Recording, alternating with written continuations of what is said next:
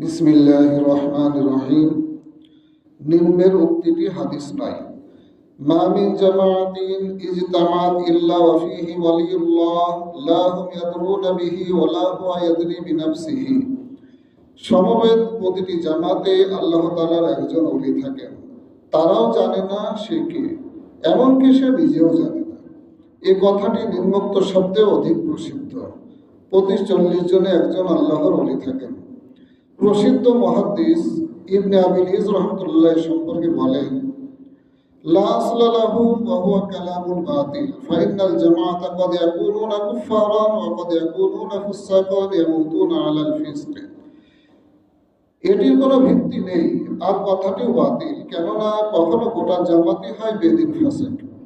মোল্লা আলী কারি রহমতুল্লাহ অনুরূপ মত ব্যক্ত করেন এবং বলেন, লা আসলা লাহু ওয়া হুয়া কালামুল বাতিল, এটি একটি বাতিল কথা এবং এর কোনো ভিত্তি নেই। শরহুল আকিদাত তাহাবিয়া 347-348, আল মাসনু 161, আল মাওযুআতুল কুবরা 106, কাশফুল খাফা 2য় খণ্ড 194 পৃষ্ঠা।